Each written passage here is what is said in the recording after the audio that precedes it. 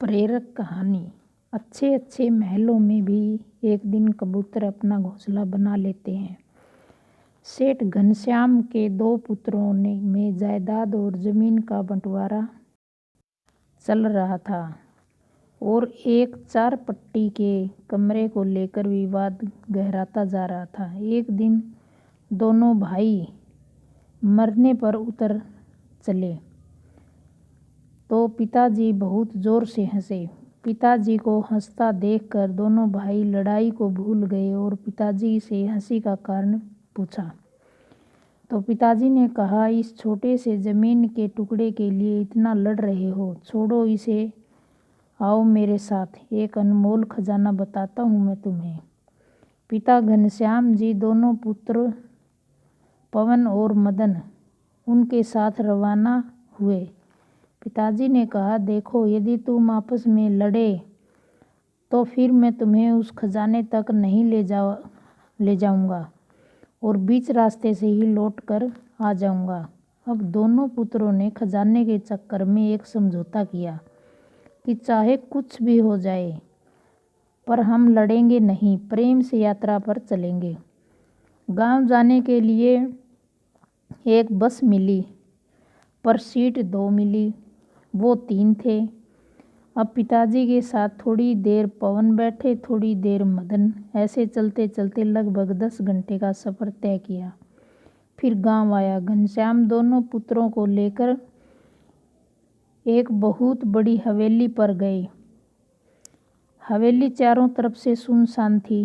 घनश्याम ने जब देखा कि हवेली में जगह जगह कबूतरों ने अपना घोंसला बना रखा है तो घनश्याम वहीं पर बैठकर रोने लगे। दोनों पुत्रों ने पूछा, क्या हुआ पिताजी, आप रो क्यों रहे हो? वो रोते हुए उसे वृद्ध पिता ने कहा, जरा ध्यान से देखो इस घर को, जरा याद करो वो बचपन जो तुमने यहाँ बिताया था, तुम्हें याद है? पुत्र, इस हवेली के लिए मैंने अपने भाई से बहुत लड़ाई की थी, सो ये हवेली तो मुझे मिल गई पर मैंने उस भाई को हमेशा के लिए खो दिया क्योंकि वो दूर देश में जाकर बस गया और फिर वक्त बदला और एक दिन हमें भी ये हवेली छोड़कर जाना पड़ा। अच्छा तुम ये बताओ बेटा कि जिस सीट पर हम बैठकर आए थे, क्या वो बस हमारी हो जाएगी, हमें मिल जाएगी? और यदि मिल भी जाए तो क्या वो सीट हमेशा के लिए हमारी हो सकती है? मतलब कि उस सीट पर हमारे सिवा कोई और न बैठे? तो दोनों पुत्रों ने एक साथ ही कहा, ऐसे कैसे हो सकता है? बस की यात्रा तो चलती रहती है और उस सीट पर सवारियां बदलती रहती हैं। पहले कोई बैठा और बाद में कोई बैठा।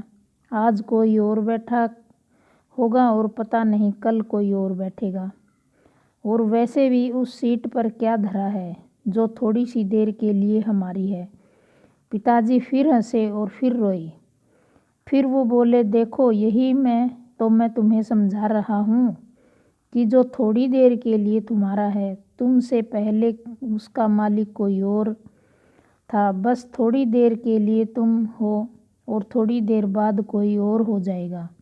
बस बेटा एक बात का ध्यान रखना कि इस थोड़ी सी देर के लिए कहीं अनमोल रिश्तों की आहुति न दे देना।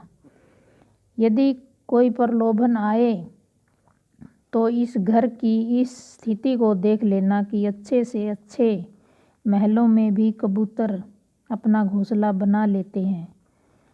बस बेटा मुझे यही कहना था कि उस सीट को याद कर लेना जिसकी रोज़ उसकी सवारियां बदलती रहती हैं। उस सीट के खातिर अनमोल रिश्तों की आहुति न दे देना।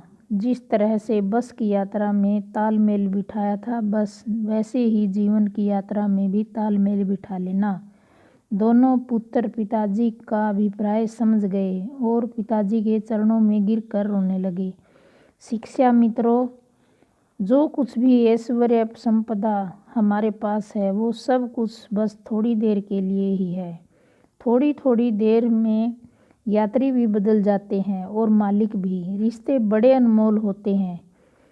छोटे ऐश्वर्य या संपदा के चक्कर में कहीं किसी अनमोल रिश्ते को न खो देना। अगर वीडियो अच्छी लगी तो लाइक करें, शेयर करें, सब्सक्राइब करें ताकि वीडियो की नोटिफिकेशन सबसे पहले आप तक पहुंचे। Thank you.